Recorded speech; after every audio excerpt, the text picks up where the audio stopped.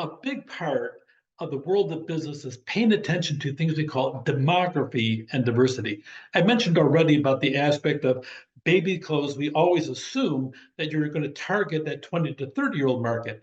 And frankly, if you're smart, that's going to be where your primary advertising is. But if you're going to produce a luxury version of that, those people probably often they can't afford it because they're sitting there growing a family.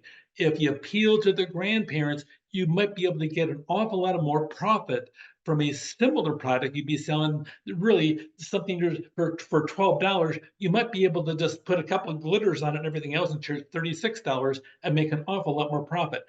Pay attention to your demography and the diversity of the population that are out there. I'm going to talk about this. First of all, look at the age groups. Typically, you'll see this over here. By the time you're looking at this, you're looking at that 25 to 54-year-old group is the biggest, but the people that have the most money are those that are 65 and over. They have a lot of money, a lot of disposable income. So it depends what you're looking for. Sometimes if you want mass volume, you go for a younger age. But then if you want to sit down and get high profitability, you go for an older one. And when you look on commercials, almost all your commercials, you really see people in that 20 to 30-year bracket because of the fact for a couple of reasons. Number one, that really is a good area to capture their attention.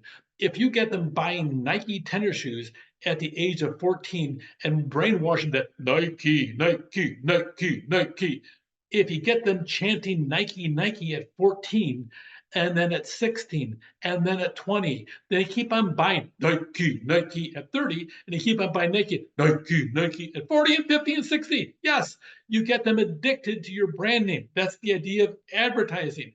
They don't market to people over 60. They primarily market to younger people, trying to brainwash them into buying that brand because that brand is the coolest brand on planet Earth, and they brainwash you right into it.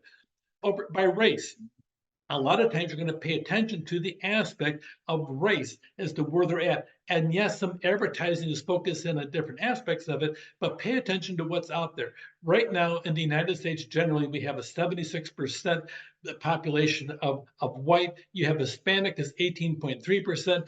Black is 13.4%, and Asian is 5.9%. You'll see here by 2060, the world changes. That white population shrinks. The Hispanic population, did you see the change in that? Okay, 18%. Okay, jumping over to 27%. By the way, this is about business. I want you to pay attention to this. If you're going to see a giant population shift happening in the United States, do you think it's a smart move to have more people that speak Spanish in the United States and your hiring group in your business? Duh. Yes, this is called making money. And I know we all talk about how politically appropriate it is to sit down and be diverse. It's about profit. Cut to the bottom line. Pay attention to this. Diversity is about making money and paying attention to what the market likes. The more people have that they're dealing with people that are like themselves, the higher the probability you'll have repeat business in your company. Pay attention to what it's about. It's about you being successful as a business, making certain you're selling to your client, servicing your client out there. So Title VII prohibits discrimination based on age, disability, genetic information, national origin, pregnancy, race, religion, and sex. A couple things. That genetic information, do you realize insurance companies were actually running women through genetic testing to make certain that their family had breast cancer? I kid you not. This is about being profit, and this is about capitalism out of control, because sometimes it does go out of control. If you had relatives that had breast cancer, they would exclude you from the insurance pool because you might get breast cancer too. You know what? That really is a pretty nasty way of doing business, so they added it to the law. Sex. Now it's not just sex, it's sexual orientation by a Supreme Court decision in the process.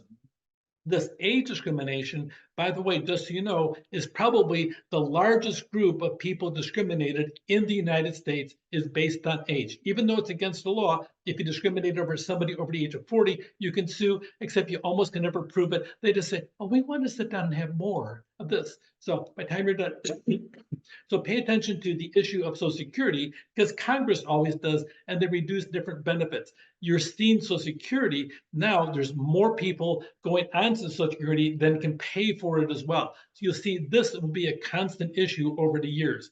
We have a huge influx in single parent families. And I hate to report this, the truth of the matter is that women are really the ones that bear the brunt of this. They end up having custody of the children, and a lot of them sit down and have to support themselves and the children, and the men don't. I frankly, this is an issue with me. I think it's a big issue. We need to pay attention to this. Men need to step up the game a little bit more. Maybe the courts do as well in the process. Gen Z is addicted to social media, but everybody is. I've got a problem with my phone. I can't help it. It is stuck to my hand. I can't do anything with it except I can run a remote control for about half an hour. But we're all doing that. When I walk into a classroom, all my students, there's 15 students in there early, and they're all on their phones. They don't talk to each other. Heaven forbid, there's a human right next to me, but I can't talk to them because I'm busy on my phone. Yes, your phone isn't that important. I hate to tell you that.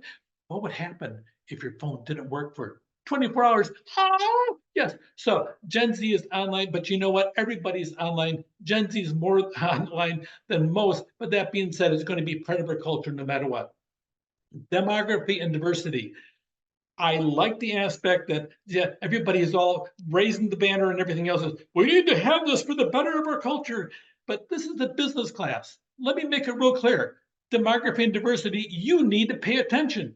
Pay attention to your business opportunities and pursue the markets that are there. Know about Title IX, Title VII in the process. You have to have that really focused in because if you violate that, you don't want to have that government agency breathing down your neck. And here's the big thing. Change brings fear and opportunity too at the same time. Pay attention to demography and diversity of your clientele. And if you do, as a business, you'll probably thrive long term because you have. Take care.